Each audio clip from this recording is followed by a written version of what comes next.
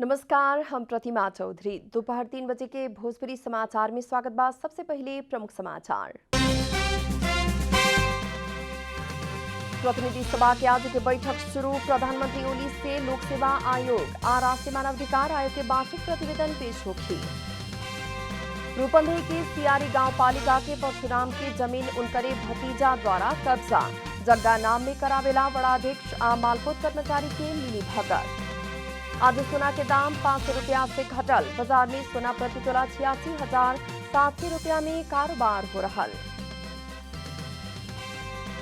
अमेरिकी राष्ट्रपति बाइडेन और रूसी राष्ट्रपति पुतिन के बीच वाकयुद्ध। बाइडेन से हत्यारा कहला बाद पुतिन देहलन लाइव वार्ता की चुनौती। English club Arsenal Europa league football के क्वार्टर फाइनल में प्रवेश। अंतिम स्टोरी से बाहर भयल टोटेनहैम।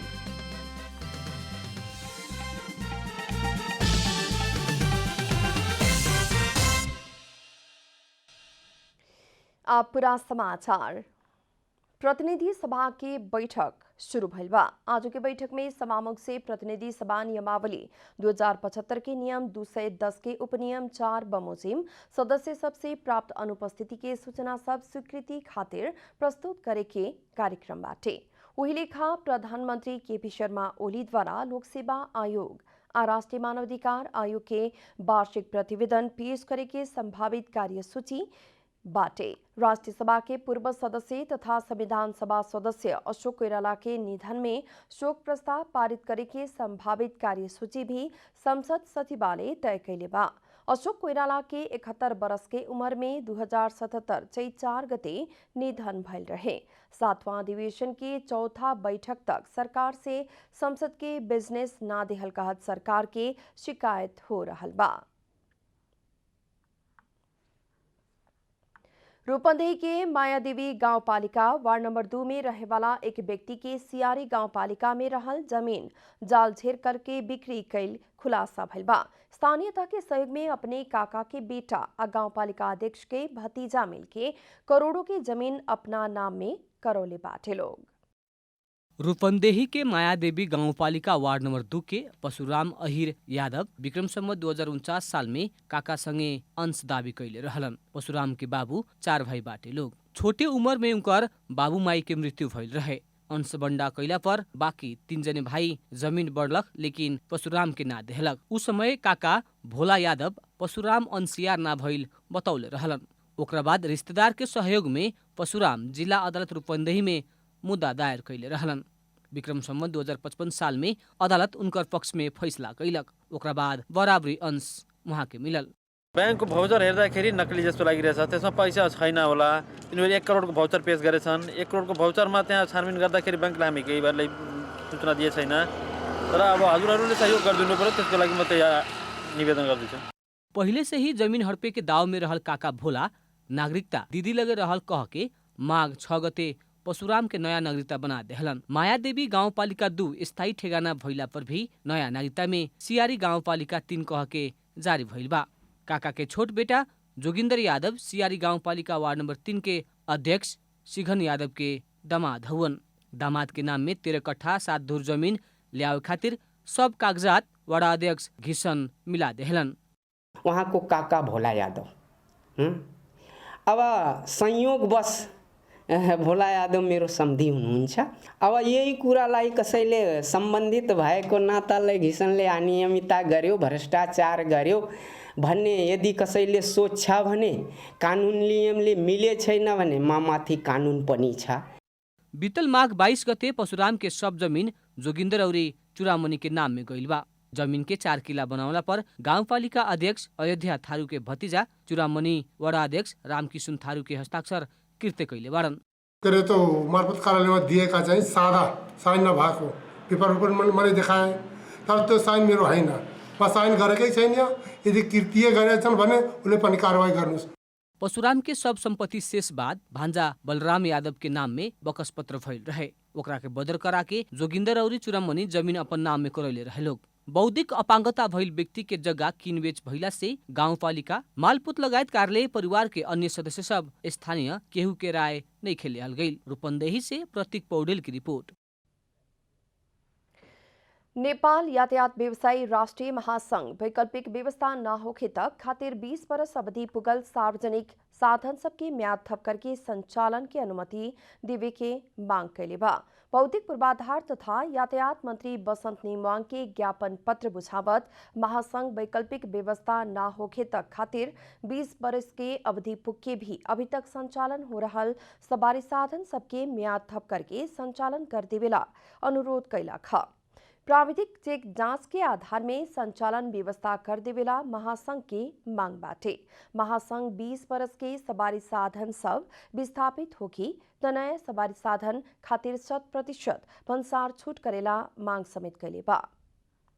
स्थापन सम्बन्धमा वैकल्पिक व्यवस्था नभएसम्मका लागि हाल सञ्चालनमा रहेका सवारीका साधनको म्याद थप गरी सञ्चालन गर्ने व्यवस्थाका लागि अनुरोध गरिन्छ। जति मर्मत सम्भार गर्यो त्यति नै टिकाउ हुने हुँदा उमेरको आधारमा 20 वर्षीय सार्वजनिक सवारी साधन विस्थापित गर्नु उपयुक्त एवं व्यवहारिक नभएकोले 20 वर्षीय सवारीका साधनलाई प्राविधिक चेक जाँचको आधारमा सञ्चालन गर्ने व्यवस्थाका लागि अनुरोध गरिन्छ। महासंघ ईंधन के मूल्य वृद्धि के आधार में चैत के तेसरका हफ्ता भीतर भाड़ा समायोजन करेला भी कहले बाटे। चैत के तेसरका हफ्ता भीतर भाड़ा समायोजन ना होखी तो सवारी साधन ना चलावे की भी ज्ञापन पत्र में उल्लेख कैल गेल बा। भित्र अनिवार्य रूपमा भाडा समायोजन गरिदिनु हुन भई सार्वजनिक यातायात क्षेत्रमा संलग्न देशभरका यातायात व्यवसायलाई संरक्षण गरिदिनु हुन समेत माननीय मन्त्रीज्यू समक्ष सादर अनुरोध गरिन्छ। साथै उक्त समयावधिभित्र भाडा समायोजन नभएमा बाध्य भई सम्पूर्ण सार्वजनिक सवारी साधनहरू घर ग्यारेजमा थन्क्याउन बाध्य हुने बेहोरा समेत माननीय मन्त्रीज्यू समक्ष सादर अनुरोध गरिन्छ। ज्ञापन पत्र बुझत मंत्री नेमवांग पत्र के संबंध में यातायात व्यवस्था विभाग से आवश्यक छलफल करे के प्रतिक्रिया देहनी। भोजपुरी समाचार में आप छोट विश्राम।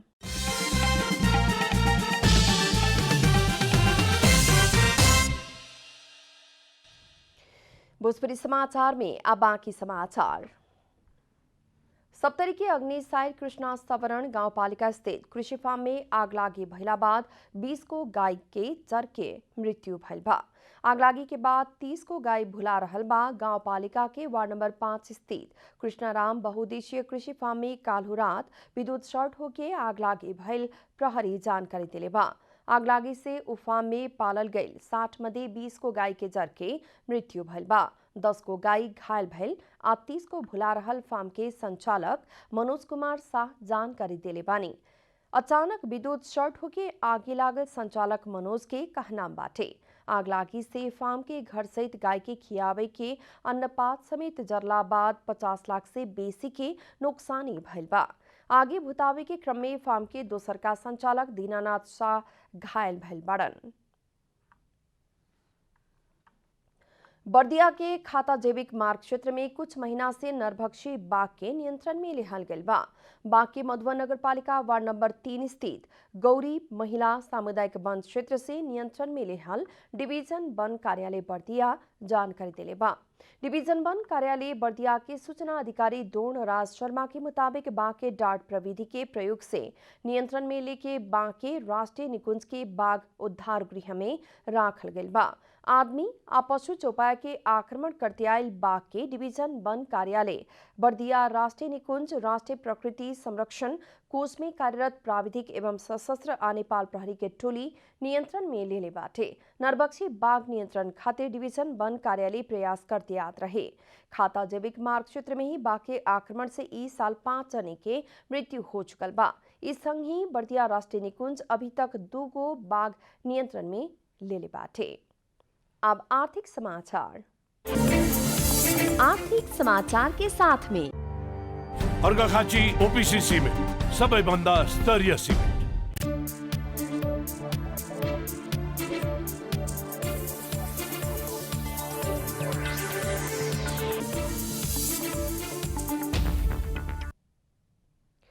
सप्ताह के अंतिम कारोबार दिन आज नेपाली बाजार में सोना के भाव में गिरावट आयल बा। आज स्थानीय बाजार में सोना के दाम 500 रुपया से घटल बा। नेपाल सुन चांदी व्यवसायी महासंघ के मुताबिक छापा वाला सोना प्रति तोला 86,700 रुपया में कारोबार हो रहल बा। काल्हू छापा वाला सोना के दाम प्रति तोला 87,200 रुपया में कारोबार भइल रहे। बीएफए के तुलना में शुक्रवार के छापा वाला सोना प्रति तोला 500 रुपया से घटल बा। वही लेखा तेजाबी सोना प्रति तोला 86,250 रुपया में कारोबार भइल बा। कालू तेजाबी सोना प्रति तोला 86,750 रुपया में कारोबार भइल रहे। कालू प्रति तोला 1,290 रुपया में कारोबार भइल चानी आज प्रति तोला 1,275 रुपया में खरीद बिक्री हो रहा बा। कालू के तुलना में आज चानी 15 रुपया से घटल बाटे। सिंगटी हाइड्रो एनर्जी लिमिटेड आज से सर्वसाधारण खातिर आईपीओ बिक्री खुला कैले बा। आयोजना प्रभावित दोलखा के स्थानीय के आईपीओ बिक्री कर चुकल कंपनी अभी सर्वसाधारण खातिर आईपीओ बिक्री खुला कैले बा। मेगा कैपिटल मार्केट लिमिटेड बिक्री प्रबंधक रहल कंपनी के आईपीओ में सर्वसाधारण जल्दी में चैत 10 गते तक आवेदन दे सके। वो अवधि में पर्याप्त आवेदन न पड़ला पर चैत 20 गते तक म्याद ठप हो सके। सर्वसाधारण से आईपीओ में न्यूनतम 10 किता से अधिकतम 2 लाख किता तक आवेदन दे सकी। कंपनी प्रति शेयर 100 रुपया अंकित मूल्य के 29 लाख किता साधारण शेयर बिक्री खुला कैले बा। जेमध्ये 5% अर्थात 1,54,000 किता सामूहिक लगानी कोष आ 2% अर्थात 58,000 किता कर्मचारी खातिर सुरक्षित कैल गेल बा। बाकी रहल 26,97,000 किता खातिर सर्वसाधारण आवेदन दे सकी लोग। भोजपुरी समाचार में आप छोट विश्राम।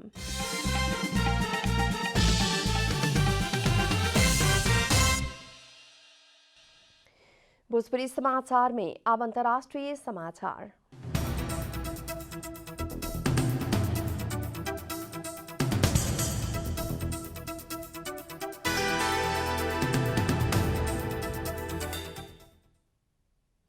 रूस के राष्ट्रपति व्लादिमीर पुतिन अमेरिकी राष्ट्रपति जो बाइडेन के लाइव वार्ता खातिर चुनौती दिले बानी है। अमेरिकी राष्ट्रपति जो बाइडेन रूस के राष्ट्रपति व्लादिमीर पुतिन के हत्यारा कहला बाद पुतिन के ऐसन प्रतिक्रिया आयल है। रूस से अमेरिका ही हत्यारा देश भइल भी जनावल गइल बा। पुतिन रूस के सुरक्षा निकाय से विपक्षी नेता अलेक्सी नावल्नी के हत्या के प्रयास कैल कहे वाला अभियोग भी अस्वीकार कैले बानी। कुछ दिन पहले एक अमेरिकी टेलीविजन के देहल अंतर्वार्ता में अमेरिकी राष्ट्रपति बाइडेन पुतिन से अमेरिकी निर्वाचन प्रभावित करे के खोजन आ ओकर मूल्य तीरे पड़े के बतौले बानी।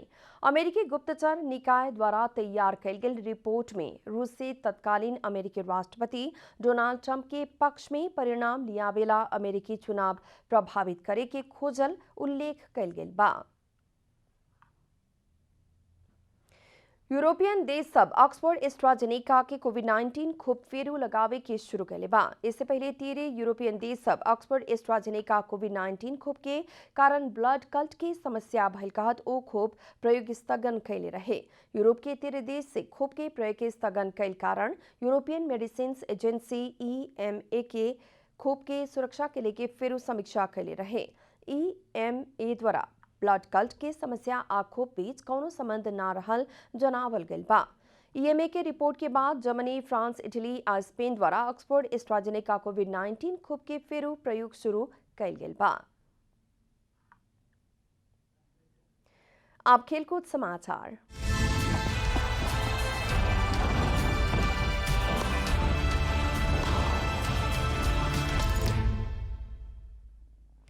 English club Arsenal Europa league football के क्वार्टर फाइनल में प्रवेश कैले बा। काल्हू रात पहले अंतिम सूर्य के दोसर का लीग में ग्रीस के ओलंपिया संगे 1-0 से हारला बाद भी आर्सेनल अंतिम 8 के यात्रा तय कैला खा।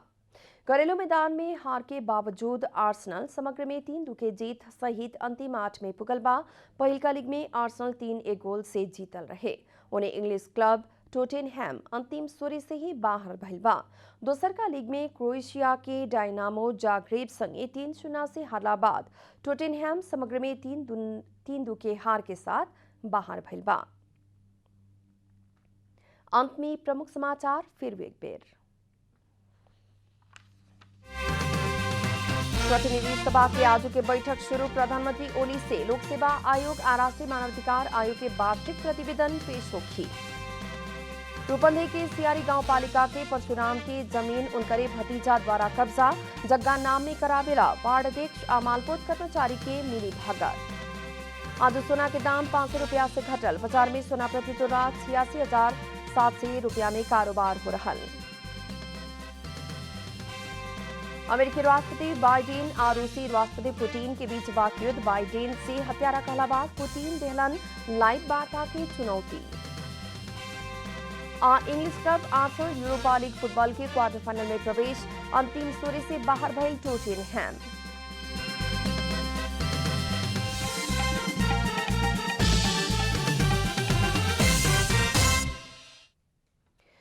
भोजपुरी समाचार अभी खातिर इतना ही। जनता द्वारा जनता खातिर प्रसारित जनता टेलीविजन के कार्यक्रम सब यूट्यूब, ट्विटर, फेसबुक का हमनी के वेबसाइट जनतासमाचार.com में भी पढ़ आ देख सकतानी लोग। सूचना में अपने की सहभागिता, समय में समाचार, हमनी के प्रतिबद्धता। नमस्कार।